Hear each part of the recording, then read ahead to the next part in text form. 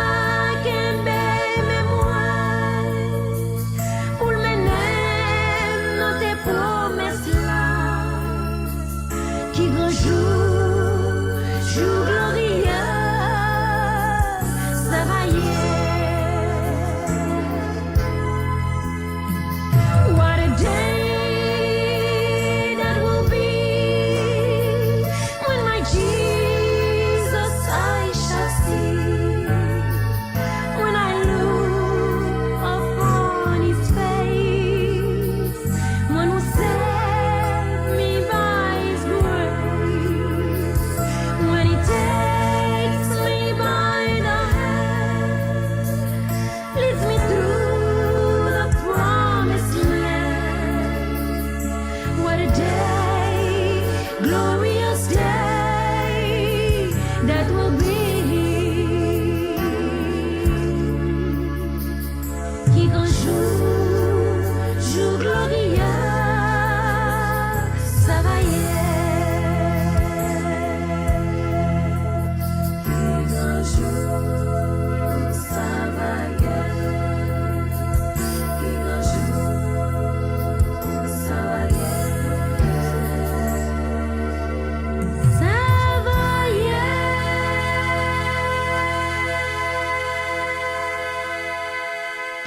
Notre Seigneur et notre Dieu, nous te disons merci pour ta miséricorde, pour ton amour envers nous.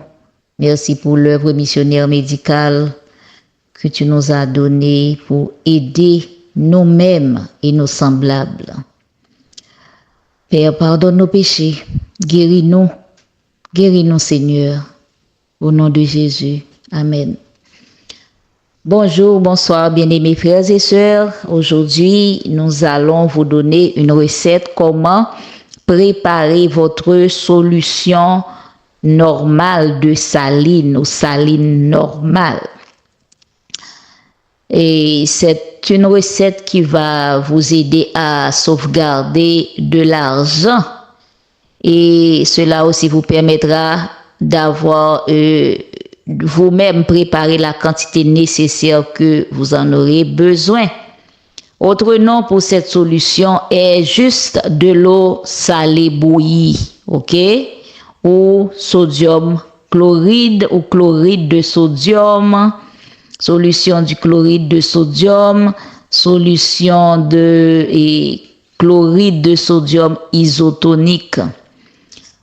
On utilise cette solution pour nettoyer les blessures, les aspirations, pour donner des soins à une trachéotomie, c'est-à-dire quand on a un trou dans la gorge pour permettre à la nourriture de passer après avoir subi une opération chirurgicale ou autre traitement. Maintenant, qu'est-ce qu'on a besoin? On a besoin du sel de table, du sel de mer.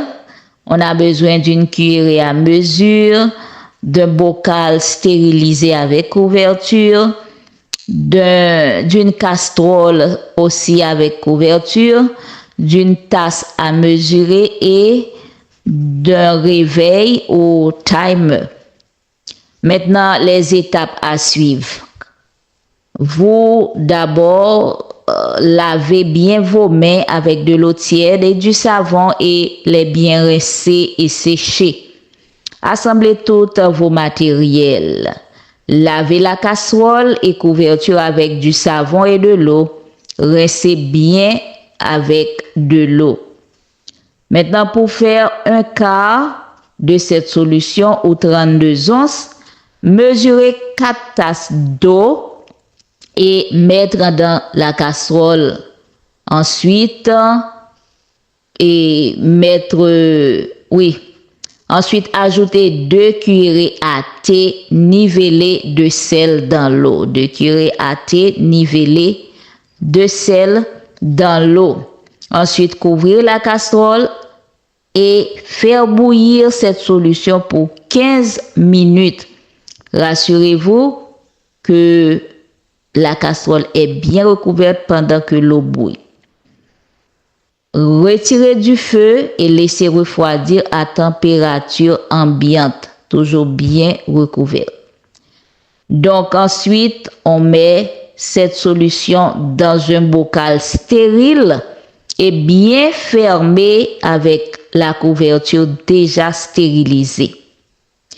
Mettre une étiquette sur ce bocal avec la date et le temps que vous l'avez préparé et le temps que vous allez la jeter. Ok? Donc, vous devez jeter cette solution 48 heures après avoir ouvert le bocal. Donc, si vous allez utiliser, vous commencez à l'utiliser, il faut jeter le reste après 48 heures. Et aussi, il faut jeter le contenu du bocal non utilisé après 1 mois. Même si vous n'avez pas utilisé le contenu, il faut la jeter après 1 mois. Jetez la solution, jetez la préparation. Vous pouvez toujours en préparer quand vous en aurez besoin. D'accord? C'est facile à faire. Vous aurez du sel à la portée, de l'eau à la portée. Donc, vous pouvez toujours faire quand vous en aurez besoin. Donc, c'est là ce que nous avons vous avons apporté aujourd'hui, comment faire une solution normale de saline, excusez-moi.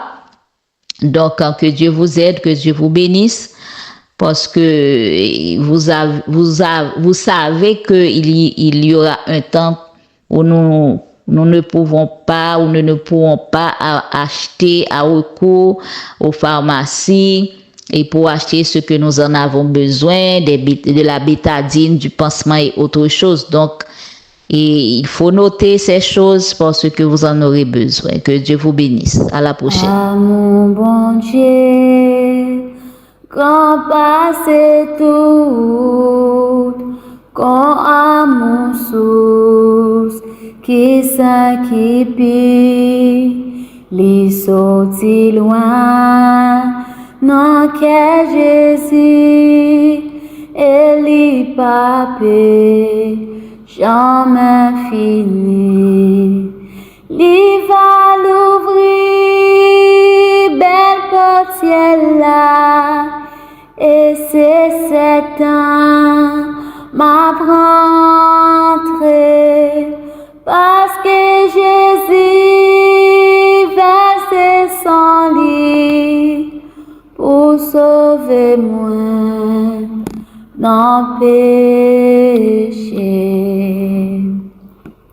Moi t'es cognon, mouton blessé, cognon oiseau qui prend un piège, qu'aime t'es brisé, ma li guéri, li plein que moi, avec la joie, li va l'ouvrir, belle portière là, et c'est 7 ans, m'a rentré, parce que Jésus versait son lit, pour sauver moi, dans péché.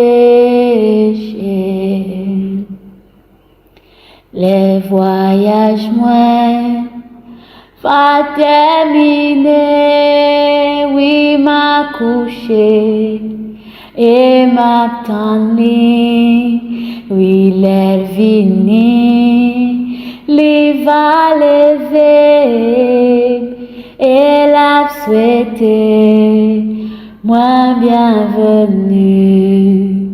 Oui, il va l'ouvrir, oui, belle portière là, et c'est 7 ans, m'a rentré, oui, parce que Jésus versait son lit, pour sauver moi, non péché.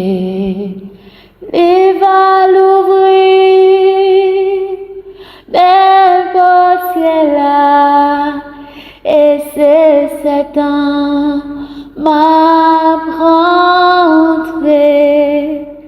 Oui, parce que Jésus t'est la vie pour sauver moi, non péché, parce que son lit t'est coulé pour sauver moi, non péché.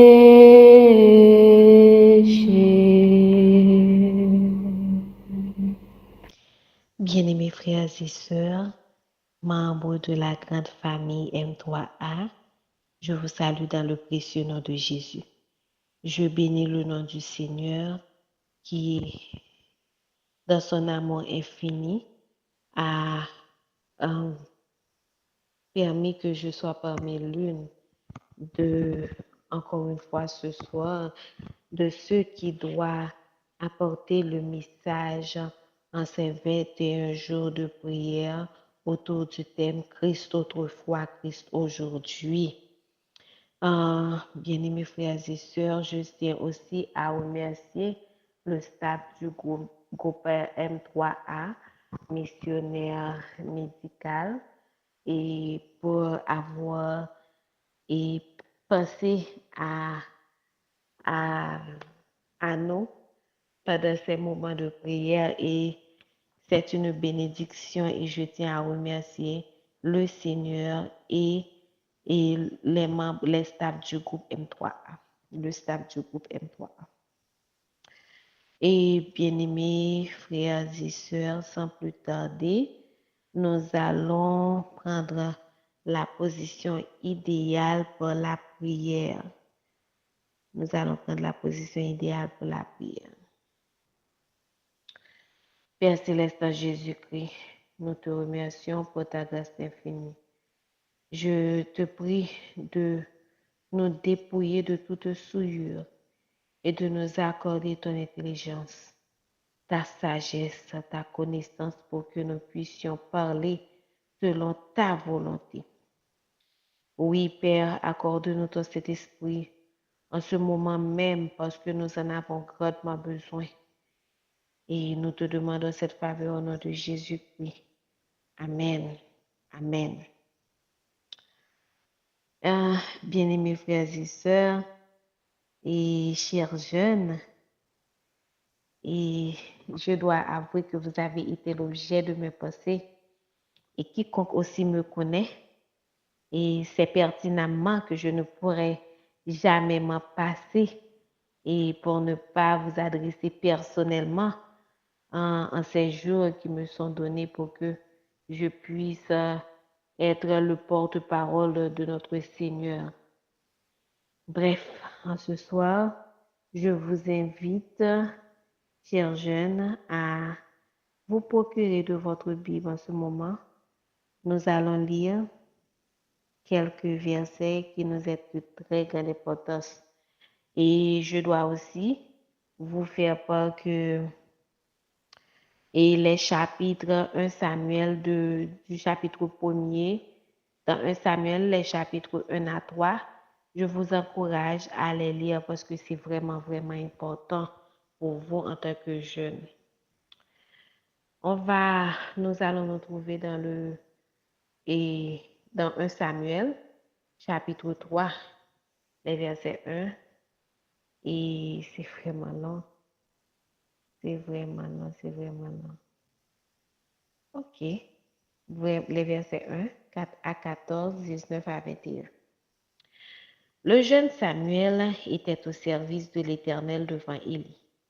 La parole de l'Éternel était rare en ce temps-là. Les visions n'étaient pas fréquentes. Je tiens à attirer votre attention en ce verset bien précisément. 1 Samuel 3, verset 1er.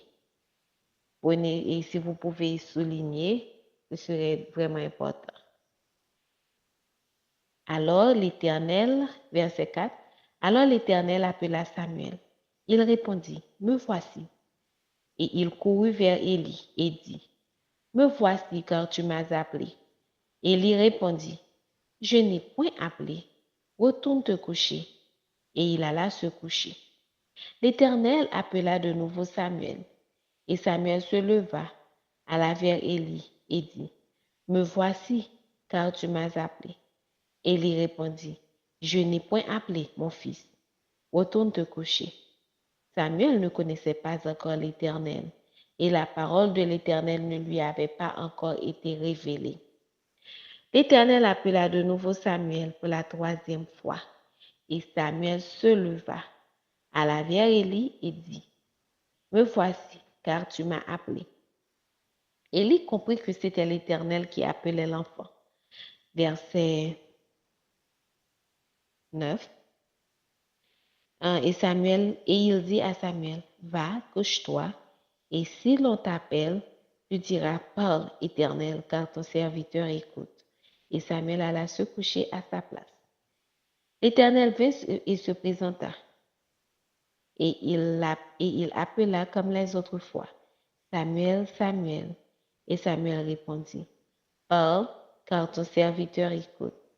Alors l'Éternel dit à Samuel, voici, je vais faire en Israël une chose qui étourdira les oreilles de quiconque l'entendra.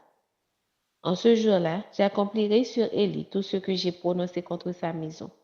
Je commencerai et j'achèverai. Je lui ai déclaré que je veux punir sa maison à perpétuité à cause du crime dont il a connaissance et par lequel ses fils se sont rendus méprisables sans qu'il les ait réprimés. C'est pourquoi je jure à la maison d'Élie que jamais le crime de la maison d'Élie ne sera expié, ni par des sacrifices, ni par des offrandes. Samuel grandit, verset 19. Samuel grandissait, l'Éternel était avec lui, et il ne laissa tomber à terre aucune de ses paroles. Tout Israël, depuis Dan jusqu'à Beersheba, reconnut que Samuel était établi prophète de l'Éternel. L'Éternel continuait à apparaître dans Silo, car l'Éternel se révélait à Samuel dans Silo par la parole de l'Éternel. Et un retour juste dans 1 Samuel 2, verset 26, qui dit, le jeune Samuel continuait à grandir et il était agréable à l'Éternel et aux hommes. Vous avez peut-être réalisé que j'ai beaucoup lu, et peut-être, mais quand le Seigneur veut attirer notre attention sur quelque chose qui est très important, nous ne devons pas le négliger. Et en ce soir, mes bien-aimés frères et sœurs, chers jeunes plus précisément, je ne pourrais pas vraiment étaler tout ce que, ou bien parler en détail de tout ce que dit le chapitre. Mais brièvement, nous allons voir que, et vous rappelez que Élie, du temps de Samuel, était le sacrificateur de l'époque. Et à ne pas oublier que quand Anne, la maman de Samuel, pleurait au pied de l'Éternel pour lui demander un enfant, un fils, quand elle avait fait la promesse, le vœu à l'Éternel de lui prêter l'enfant quand l'enfant sera né de préférence. Et Élie était le sacrificateur qui a béni Anne bien après avoir cru avoir pensé que Anne était ivre parce que quand elle priait, Élie croyait que Samuel, Anne était ivre. Bref. Et nous savons que depuis avec Aaron, en tant que sacrificateur, et le Seigneur a toujours utilisé les fils et pour prendre la relève des pères en tant que sacrificateurs. Et pourtant, bien avant que, pendant même que Élie était encore vivant, le Seigneur a dit quelque chose à Élie. Dans 1 Samuel 2, verset 31, nous voyons que il est dit, voici le temps arrive et je retrancherai ton bras et le bras de la maison de ton père, en sorte qu'il n'y aura plus de vieillard dans ta maison. Oh, quelle douleur! Imaginez-vous, j'imagine qu'il y avait 2 fils, parce qu'on n'a pas, sauf si je n'ai pas vraiment prêté attention, mais je crois que vraiment Élie avait deux fils. Deux fils, deux turbulents, deux insolents, deux désordres, qui ne respectaient personne, qui ne respectaient pas l'Éternel. Si on ne respecte pas l'Éternel, voir les gens, et qui ne respectaient pas le temple de l'Éternel, et c'était grave. Et ils devaient être ceux qui devraient remplacer Élie. Malheureusement, l'Éternel a annoncé à Élie qu'il allait les retrancher. Mais imaginez-vous, je me suis dit quelque chose. J'imagine que Anne savait pertinemment bien ce qui se passait avec les fils d'Élie. Et Anne avait promis à l'Éternel de prêter son fils, son premier-né, le cadeau du ciel, le cadeau qu'elle a reçu du ciel à l'Éternel. Et elle a pris soin de l'enfant pendant des années et elle a apporté l'enfant à Élie. Imaginez-vous, bien-aimés frères et sœurs, comme nous l'avons lu, là, on nous a dit que le jeune Samuel grandissait et il a plu non seulement à l'Éternel, mais aux hommes. Son attitude, son caractère, sa gentillesse, je pourrais même ajouter, sa façon, il a su plaire non seulement aux hommes, mais à l'Éternel. Et c'est pour cela que l'Éternel a fait choix de Samuel. Parce qu'il y a une autre chose pour moi qui dit beaucoup, beaucoup, beaucoup. Le jeune Samuel était au service de l'Éternel devant Élie. La parole de l'Éternel, voici je vous avais demandé de souligner. La parole de l'Éternel était rare en ce temps-là. Les visions n'étaient pas fréquentes. Mais imaginez-vous, Dieu avait fait choix du petit Samuel qui grandissait en la présence de l'Éternel, qui était au service de l'Éternel devant Élie. Et l'Éternel, on nous a dit que la parole de l'Éternel était rare en ce temps-là. Les visions n'étaient pas fréquentes, mais l'Éternel a pu choisir et Samuel. Et une autre chose qui m'intéresse beaucoup, cette histoire révèle aussi en tant que parents, nous avons un rôle à jouer. Je sais que je me suis déjà adressée aux parents, mais quand on parle en ce qui concerne des jeunes, des enfants, on pourra toujours faire ce va-et-vient avec les jeunes et les parents. Et nous avons un grand rôle à jouer dans l'éducation de nos enfants. Nous, comme nous l'avons mentionné dans la première série, nous devons être les modèles de nos enfants. Nous devons avoir cette habitude. Je ne voulais pas dire habitude, comme pour la première fois, je n'ai pas voulu dire habitude, parce que il ne faut pas juste prier par habitude, mais à travers l'habitude aussi, ça va développer une certaine relation avec le Seigneur. Et je vais prêter ce mot ce mot habitude, juste pour essayer de vous faire comprendre, chers jeunes. Quand, en tant que parents, nous nous réunissons chaque jour, le matin, le soir et parfois à midi, et parfois il y a des heures spéciales de prière.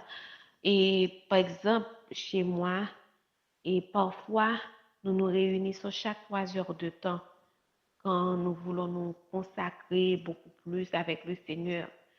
Et c'est un moment de prière. Ne pensez pas que vos parents, ne pensez pas que là où vous êtes, peut-être pas chez vos parents, quand je dis parents biologiques, et vos pères et votre père et votre mère, mais là où vous êtes, cette personne-là avec qui vous vivez, cette famille-là avec qui vous vivez, ne pensez pas que cette personne-là vous ennuie, que cette personne tient à vous réveiller le matin pour le culte du matin et peut-être que vous aviez parfois, certaines fois, vous avez d'autres plans pour faire quelque chose d'autre et c'est l'heure de prier, c'est pour le culte du soir, pour vous réunir pour le culte du soir. Et je sais que pour certains, ça dérange. Cela ne se fait pas juste pour vous ennuyer. Vous devez comprendre que à travers cette habitude, si si vous le faites vraiment de tout cœur, si vous le faites de façon à ce que vous, comme Samuel, vous tenez à vous acquérir une relation avec Dieu, une intimité avec Dieu, et Dieu se fera révéler à vous. Il se révélera à vous. Et en tant que parent, l'éducation spirituelle est vraiment importante. L'éducation spirituelle aide à la sagesse, au discernement, à une relation et une communion intime, personnelle avec Dieu. Une relation honnête et sincère avec Dieu qui pourra témoigner en votre faveur, chers jeunes, peu importe le titre donné aux parents. Nous avions aussi mentionné dans notre premier message, encourager aux parents de ne pas négliger de vous inculquer, chers jeunes, les commandements de Dieu. C'est vraiment important. Si vous dites que vous aimez Dieu et vous ne savez même pas ce que Dieu demande de vous, ce que Dieu demande de nous tous. Mais quand je dis de vous, parfois je sais que vous pensez que je suis trop jeune. Les jeunes, vraiment, il n'y a pas beaucoup de jeunes qui servent le Christ. Les jeunes, vraiment, ils n'ont pas de temps à servir le Christ. C'est quand peut-être, avancé à un certain âge, et vous allez vous donner un peu beaucoup plus. Mais imaginez-vous, nous vivons dans un temps critique. Si vous continuez en tant que jeune à penser de la sorte, ce serait très grave. Parce que nous vivons dans un temps critique comme nous l'avons dit. Imaginez-vous, pour beaucoup de vous qui ne le savez même pas, et il y a le pacte là qui vient de se faire pour le nouvel ordre mondial. Je me rappelle depuis que j'étais toute petite, on me parlait du nouvel ordre mondial et je ne comprenais pas ce que cela voulait dire. Mais imaginez-vous maintenant, nous vivons dans la génération où la prophétie du nouvel ordre mondial, du temps de la fin, c'est la prophétie qui est en train de se révéler. Et pourtant, vous pensez que en tant que jeune, vous n'allez pas jouir de l'opportunité que vous avez d'apprendre, de chercher à connaître Dieu davantage et de connaître Jésus. Je sais que parfois c'est dur, je sais que parfois vous n'avez pas autant d'encadrement qu'avec Samuel, ou du moins même si l'opportunité vous est présentée, mais vous le négligez. Mais je vais vous dire quelque chose. Parfois, par exemple, à l'église, si on vous choisit, ou sur un groupe, si on vous choisit pour assurer un moment de prière, pour assurer une partie à l'église, dans l'école sabbat, ou bien au culte, une erreur est survenue, ou vous sentez honte. Parce que au temps où nous vivons, la chose qui est les hommes et notre environnement, comment je dirais, notre communauté, peu importe que nous soyons haïtiens, que vous soyez américains, que vous soyez français, que vous soyez africains, peu importe, belges, peu importe. Et le plus souvent, quand les gens, que Satan veut détourner l'Église, détourner d'autres jeunes, détourner la communauté chrétienne de ce que Dieu veut nous utiliser en tant que jeunes, de partager avec les autres. Il y a beaucoup de fois, ce qui se produit, c'est que les gens ne prennent même pas attention à ce qui se dit, à ce qui se dit, mais ce qu'ils essaient de prêter attention, c'est à, par exemple, oh, est-ce que Sœur Mali, oh, Sœur Mali vient de commettre une grave erreur, oh, elle a commis une faute de prononciation ou bien une faute en français et elle a mal accordé. Au lieu de dire le, elle a dit là. Au lieu de dire là, elle a dit le, etc. Oh, regarde, Sœur Mali ne peut même pas parler le français. Je sais que cela arrive beaucoup, souvent. Et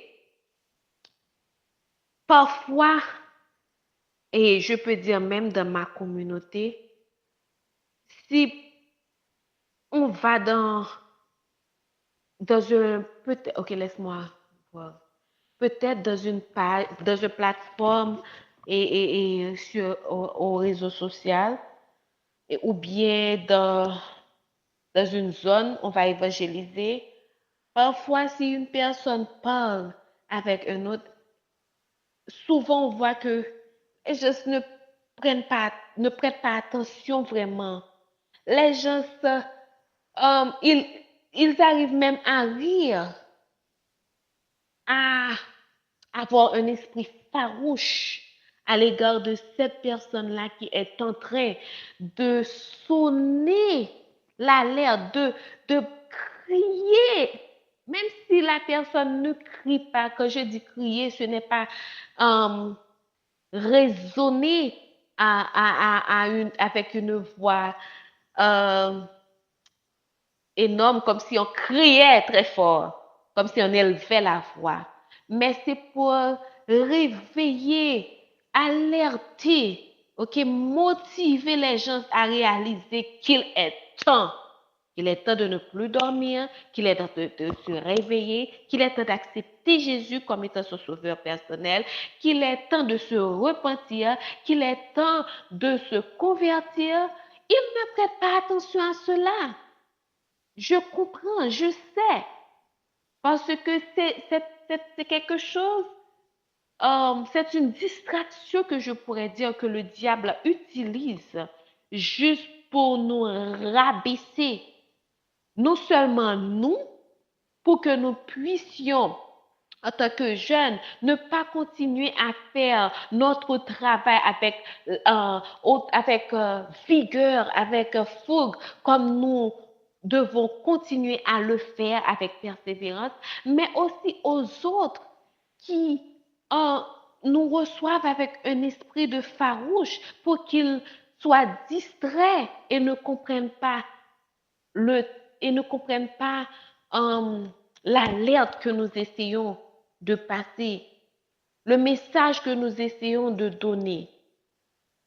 Nous savons aussi parfois, même les enfants, au lieu de les encadrer, nous vivons dans un temps où les enfants, ils sont turbulents, les mots qu'ils prononcent, les paroles. Enfin, c'est décourageant parfois, je comprends. Mais nous devons être patients. Et la patience, c'est un fruit de l'esprit. Si nous ne cultivons pas la patience pour encadrer les enfants, et je vous parle à vous-même aussi, chers jeunes, Nous devons encadrer les plus petits, les encourager.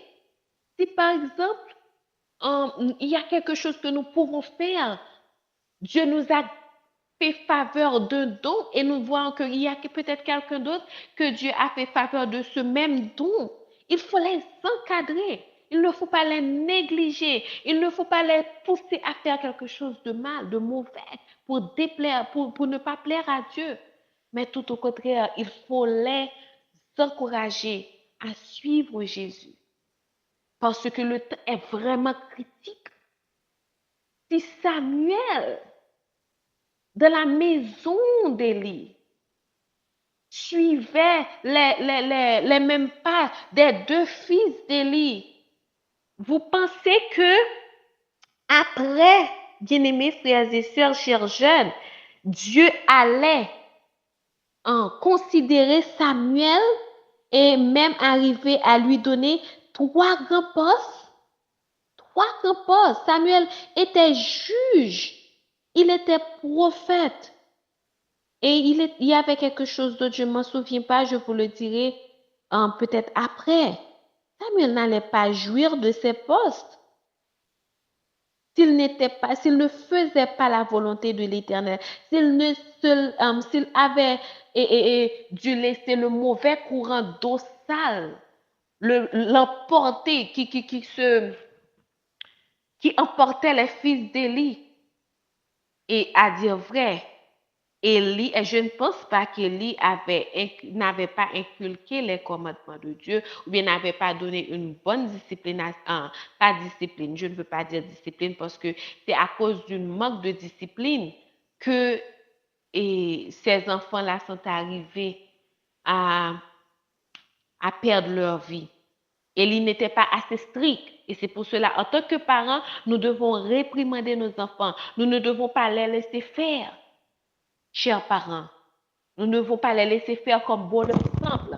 C'est un danger. Et vous, les enfants, vous ne devez pas croire, vous ne pouvez pas croire que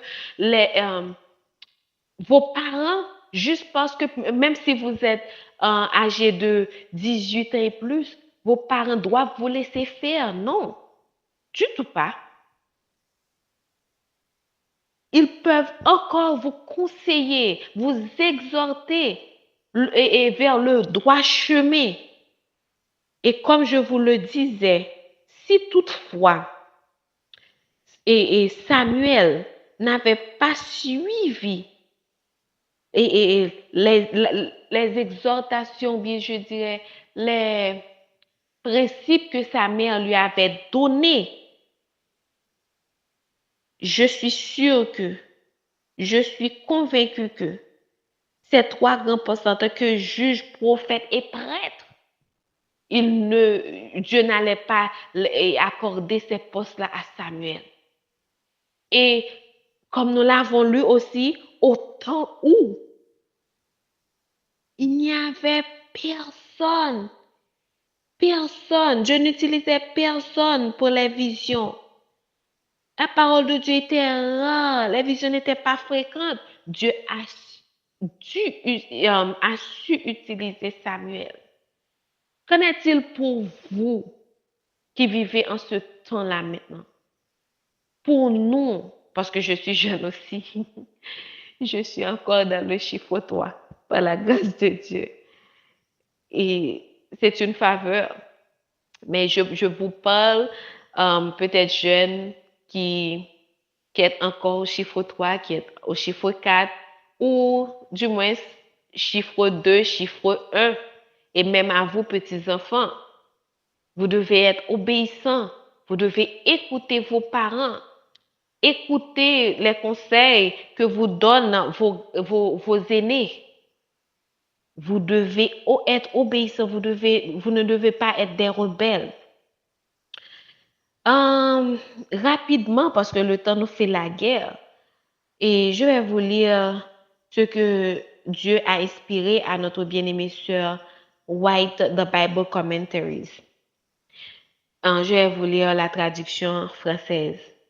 C'est un peu long, mais c'est tellement intéressant que je ne veux pas m'en passer. Je ne veux pas conclure sans vous lire cette traduction. une place pour la jeunesse consacrée. Dieu donne à tous cette vie l'occasion de développer leur caractère. Tous peuvent occuper la place qui leur est assignée dans son grand plan. Le Seigneur a accepté Samuel dès son enfance parce que son cœur était pur et qu'il avait de la révérence pour Dieu. Si Dieu a fait choix de vous, à 10 ans, vous avez décidé de vous donner votre vie à Dieu. À 12 ans, 15 ans, vous avez décidé de vous faire baptiser. Vous ne devez pas négliger cela. C'est un cadeau de Dieu. Alors, comme Sœur White l'a dit, vous avez l'occasion de développer votre caractère, votre relation personnelle avec Dieu. Vous devez, comme Samuel, demander à Dieu de vous donner un cœur pur si votre cœur n'est pas pur. Si vous sentez que vous avez beaucoup de défauts de caractère, et c'est une prière que nous tous nous devons faire en tant qu'humains. Et elle dit, et qu'il avait de la révérence pour Dieu. C'est une chose que nous tous nous devons avoir pour Dieu. Il a été donné à Dieu en offrande consacrée et le Seigneur a fait de lui dès son enfance un canal de lumière. Chers parents, consacrez vos enfants à Dieu et non à comment je dirais, et non à Satan, et non à des cultes maléfiques, à Dieu. Le fait que Anne a consacré son petit-fils à Dieu, ça a plu Dieu. Et voyons voir la vie de Samuel. Tous peuvent occuper la place qui lui est assignée. Une vie consacrée comme celle de Samuel a une grande valeur aux yeux de Dieu. C'est un conseil pour vous, chers jeunes. Si les jeunes d'aujourd'hui se consacrent comme l'a fait Samuel, le Seigneur les acceptera et les utilisera dans son œuvre. Si vous consacrez votre vie comme Samuel l'a fait, le Seigneur vous acceptera. Le Seigneur vous utilisera. Vous serez des collaborateurs des anges. Vous serez des collaborateurs de Christ. Les disciples de Christ, vous serez parmi ceux qui décident de travailler pour Christ, pour racheter des âmes. Et la parole continue pour dire,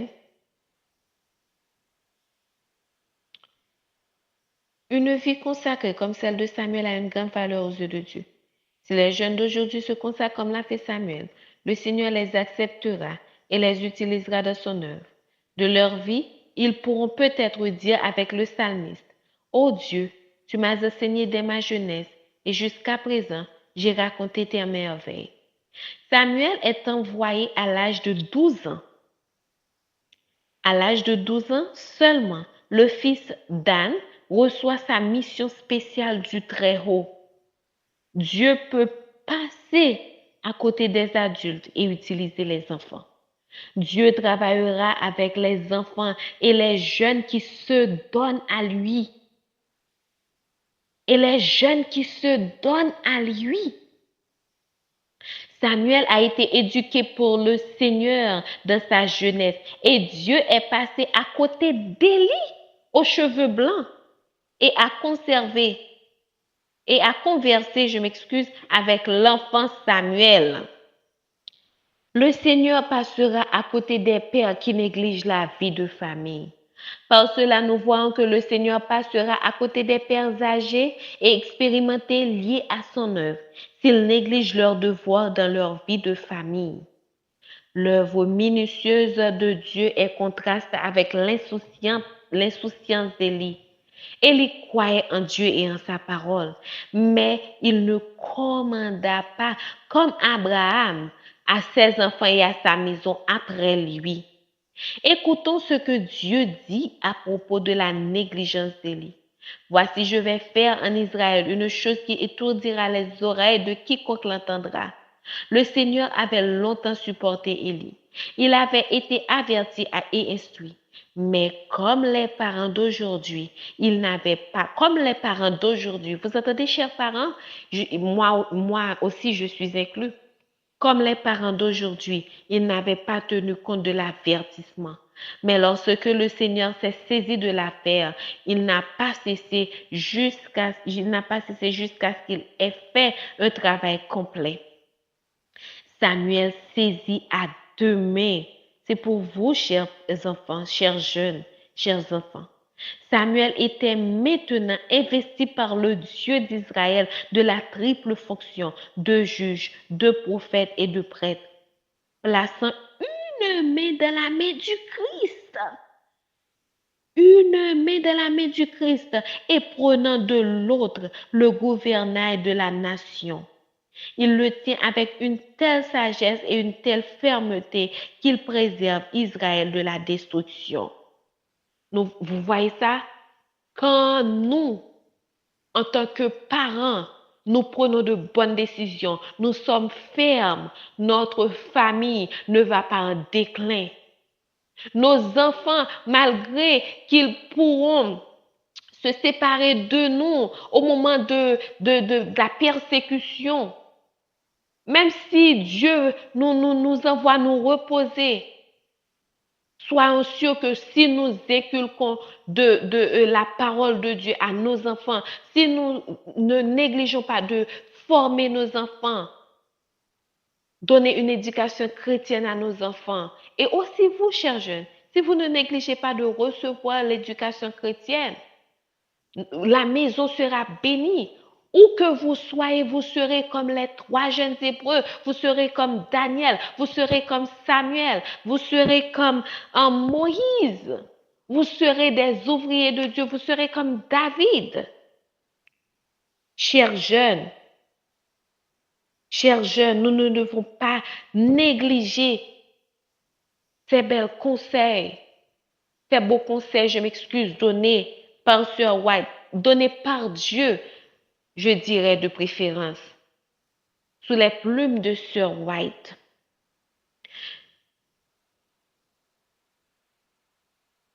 Nous devons refuser la philosophie humaine. Oh, à l'école maintenant, c'est un déclin. C'est une question d'éducation,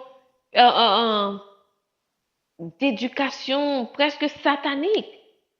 Parce que c'est un trouble, l'art à l'école. Il y a beaucoup de choses qu'on entre dans l'éducation, dans les classes maintenant. C'est terrible. C'est une tristesse. L'éducation qu'on donne à nos enfants. Et nous ne disons rien. Les enfants ne veulent même pas partager avec nous. C'est triste.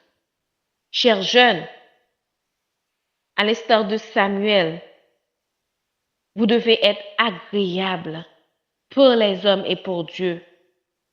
Pour nos parents, parfois je sais que certains d'entre vous, vous ne respectez pas vos parents, mais quand il revient des gens du dehors, vous les respectez jusqu'à terre.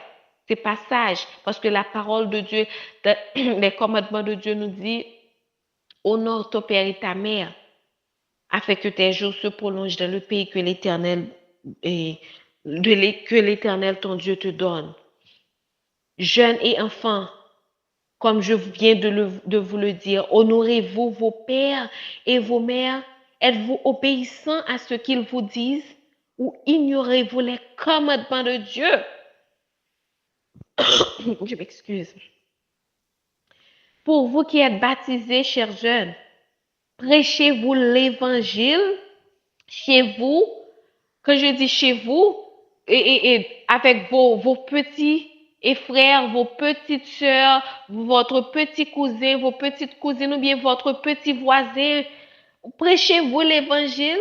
Est-ce que vous partagez avec eux ce que dit la parole de Dieu, ce que vous avez appris de ce que la parole de Dieu nous dit? Est-ce que quand vous êtes à l'école, vous êtes des modèles?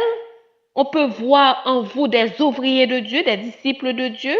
vous qui êtes baptisés, ou bien vous avez des paroles néfastes, vous prononcez des paroles vulgaires, vous avez des plaisirs frivoles, les tentations, c'est grave. Quel est votre comportement à l'école?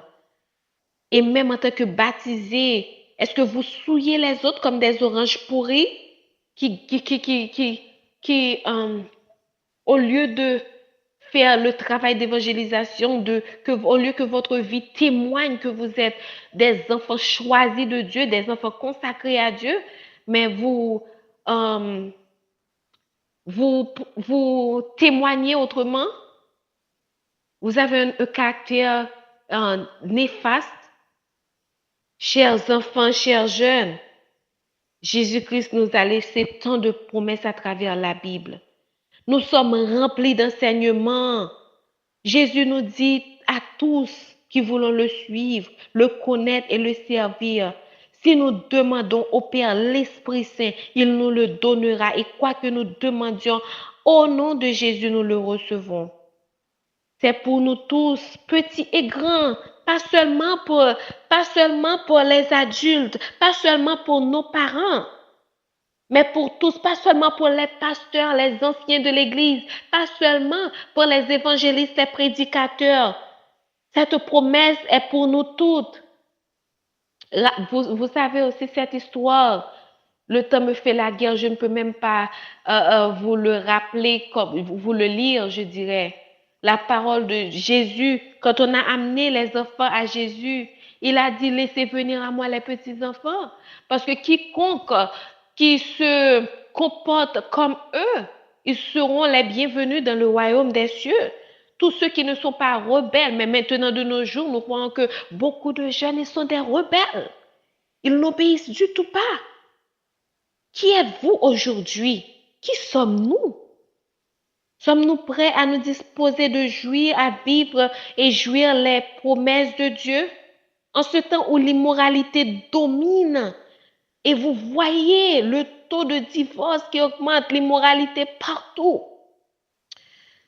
Est-ce que, chers jeunes, vous allez laisser Dieu vous utiliser comme le titre de mon message? Je me rappelle maintenant que je n'avais même pas eu le temps de vous le partager, mais ça vient à bon temps, au temps approprié. Jeunes, vous laisserez-vous utiliser par Jésus-Christ pour le travail du temps actuel? De ce fait, chers jeunes, vous laisserez-vous utiliser, vous laisserez-vous guider, instruire, transformer comme de vrais chrétiens par Dieu? Et vous qui êtes âgés de 10 ans et plus, qui n'avez pas encore accepté Jésus comme étant votre sauveur personnel, qu'attendez-vous? Si vous avez besoin d'études, de comprendre mieux, vous êtes environnés. Quand je dis environné, il y a beaucoup de fausses doctrines, il y a beaucoup de ruses au dehors, il y a du vin de Babylone que Satan essaie de nous faire boire, je le sais. Mais vous avez M3A, et il y a aussi d'autres groupes. Si vous avez besoin de comprendre la parole, ce que dit la parole de Dieu, vous pourrez nous contacter. Comment dirais-je, écrivez-nous et vous aurez la lumière. On pourra faire des études avec vous. La parole de Dieu nous dit que dans Joël 2, verset 28, après cela, je répandrai, mon esprit sur toute chair. Vos fils et vos filles prophétiseront, vos vieillards auront des songes et vos jeunes gens des visions. Est-ce que vous êtes prêts, bien-aimés frères et sœurs, prêts de vous laisser agir, de vous laisser utiliser par Dieu, de laisser Dieu répandre son esprit en vous? Est-ce que je suis prête? Est-ce que nous sommes prêts? Jésus veut vous utiliser. Jésus veut nous utiliser. Comme il a fait dans la Bible autrefois, comme je vous l'ai dit, avec Samuel que nous venons de voir, avec Joseph qui ne s'est pas laissé faire, qui ne s'est pas laissé donner à la tentation de la femme de Potiphar, avec David qui, malgré tout ce qu'il a vécu, ne s'est pas laissé faire, n'a pas laissé l'orgueil, qui ne s'est pas laissé emporter par l'orgueil, avec Jérémie, avec Moïse. Non, avec tant d'autres. Bien-aimés frères et sœurs, chers jeunes, aujourd'hui encore, nous pouvons être des Samuel. Aujourd'hui encore, nous pouvons être des Joseph. Aujourd'hui encore, nous pouvons être des disciples de Christ. Aujourd'hui encore, Jésus nous attend. Il nous appelle. Il veut nous utiliser. Il nous dit, n'aimez point le monde ni les choses qui sont dans le monde. La mode, toutes les distractions que Satan nous envoie dans ce monde. Ne nous laissons pas faire. Parce que la parole de Dieu dit, si quelqu'un aime le monde, l'amour du Père n'est point en lui. Car tout ce qui est dans le monde, la convoitise de la chair, la convoitise des yeux et l'orgueil de la vie ne vient point du Père, mais vient du monde. Vous qui peut-être vous qui êtes âgés de 16 ans, de 17 ans et vos amis à l'école et qui sait même parfois à l'église, vous dites qu'ils se sont laissés faire, ils ont, par exemple les filles, ils ont donné, par exemple, je m'excuse, comment on dit ça? En tout cas, ça m'est échappé, le temps me fait la guerre. Par exemple, une côte, et ils ont donné leur corps à des garçons, ils sont dans la fornication, ils font toutes sortes de choses, ils sont dans des programmes qu'ils ne devaient pas faire partie. Et vous aimez le monde? Ce qu'ils regardent dans leur téléphone, est-ce que vous aimez le monde? Si vous aimez le monde, si vous pensez à vous laisser faire comme eux, la Bible nous dit, la parole de Dieu nous dit, l'amour du Père n'est pas en vous. Car la convoitise des yeux, l'orgueil de la vie, la convoitise de la chair, c'est ce que nous possédons. De ce fait, le temps est critique, le temps est fragile, le temps est désagréable, bien-aimés frères et sœurs. Le temps est un temps où nous devons persévérer dans la prière, nous devons apprendre à sonder les Écritures, nous devons laisser Dieu nous utiliser. Parce que la parole dit, celui qui est réellement chrétien, dans ses luttes quotidiennes contre le moi, qui se laisse transformer par Dieu, qui se laisse guider par Dieu, cette personne-là, qui se laisse utiliser par Dieu, cette personne-là